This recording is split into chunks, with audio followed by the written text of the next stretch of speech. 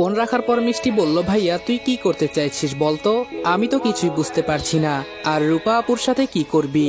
আমি বললাম, মিষ্টি আমি এমন একটা জায়গায় আছি যেখানে আমি আমার বোনকে একটুও সাহায্য করতে পারছি না। পাভেল আমাকে বাজেভাবে ফাঁসিয়ে দিয়েছে, আর আমি যদি কিছু বলতে চাই তাহলে ও তোর সাথে, আর আমি এমনটা কখনো হতে দিব না।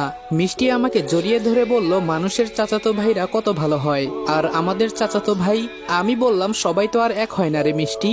আমি রূপাকে এজন্য কিডন্যাপ করব কারণ ও আজকে রাতে আবার ওই পাভেলের সাথে যাবে। মিষ্টি বলল, আপু এমন কেন করছে ভাইয়া? ও কি একটু এসব বুঝতে পারছে না? ওর জীবনটা ওরা নষ্ট করে ফেলছে। আমি বললাম, বুঝলে কি আর এসব করতো? থাক বাদ দে, এখন শোন। মিষ্টি বলল, হ্যাঁ ভাইয়া বলো। আমি বললাম, রূপা যদি কয়েকদিন হাসপাতালে অসুস্থ অবস্থায় থাকে আর তুই এই সুযোগে ওর বিয়ের বিষয়ে বাবা মাকে বলবি, না হলে অন্যভাবে কোনো একটা ব্যবস্থা করবি। ওকে আমাদের এখন তাড়াতাড়ি বিয়ে দিতে হবে।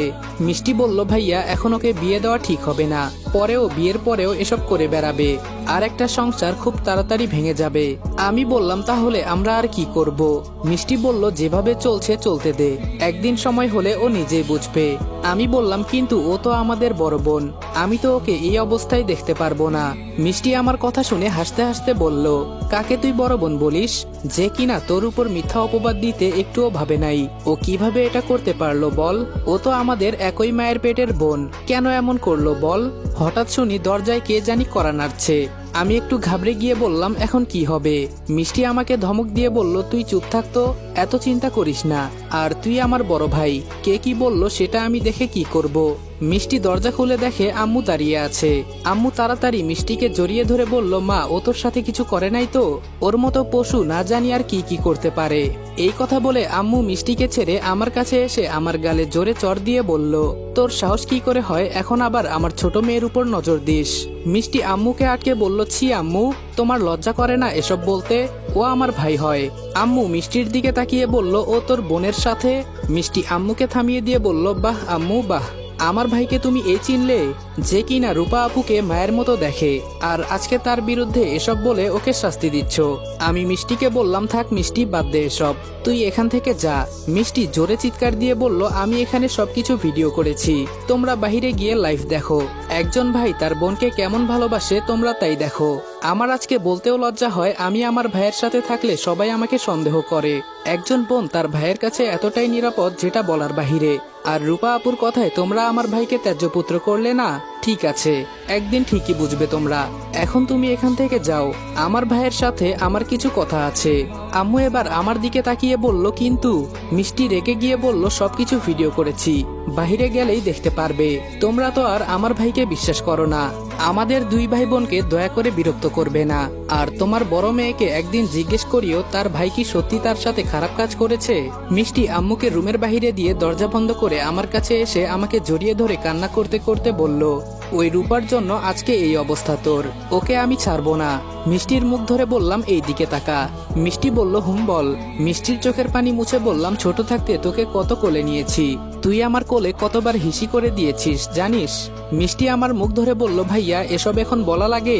আমি তো এখন বড় হয়েছি তাই না? আমি বললাম, কে বলেছে তুই বড় হয়েছিস? তুই এখনো আমার কাছে সেই ছোট একটা বাচ্চা, আমার লক্ষ্মী বোন। এবার মিষ্টি আবেগের বশে কান্না করে আমাকে শক্ত করে জড়িয়ে ধরে বলল, কেন রূপা আপু তোর সাথে এমনটা করলো? ও কি আর এমন ভাই অন্য কোথাও পাবে? কেন এমন করলো? আমি মিষ্টির চোখের পানি মুছে বললাম, অনেক হয়েছে, এখন আর কান্না করিস না। মিষ্টির হাতে আমার ফোনটা দিয়ে বললাম, আজকে থেকে এটা তোর, আমি তোকে এটা গিফট করে দিলাম। আর আমার অ্যাকাউন্টে 1 লাখের মতো টাকা আছে, এটা আমার জমানো টাকা, সবটা তোকে দিয়ে দিলাম, পাসওয়ার্ড তোর নাম দিয়ে। টাকা তুলে তোর দরকার মতো খরচ করে নিস, আর আজকে রাতে আমি এখান থেকে চলে যাব।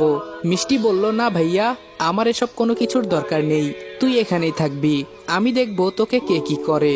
আমি বললাম, আমি তোকে কোনো ঝামেলায় ফেলতে চাই না, আর আমাকে ছুঁয়ে কসম করে বল তুই কখনো এসব।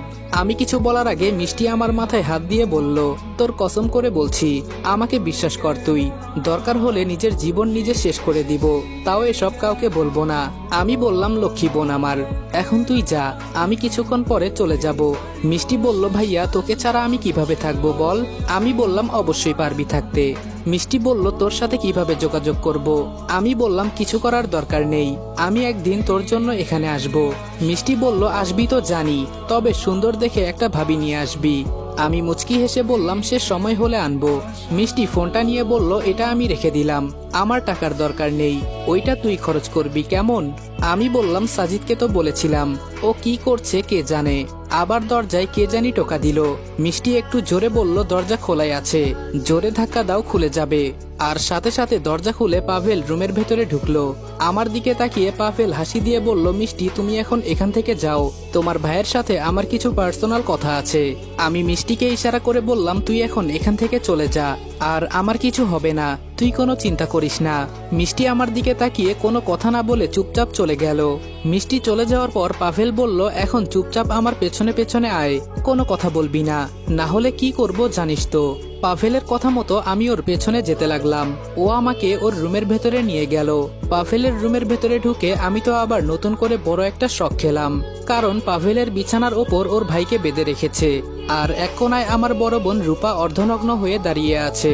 এটা দেখে আমি মাথা নিচু করে দিলাম। শালা রনিকে একটা কাজ দিলাম, এটাও ঠিকমতো করতে পারে নাই। পাভেল এবার হেসে বলল, আমার পরিবার আর আমার চাচার পরিবারের সমস্ত সম্পত্তি আমি একাই পাবো, আর যেখানে আমি তোকে সম্পত্তির ভাগ দিলাম না, সেখানে আমি আমার নিজের ভাইকে কিভাবে এর ভাগ দিব?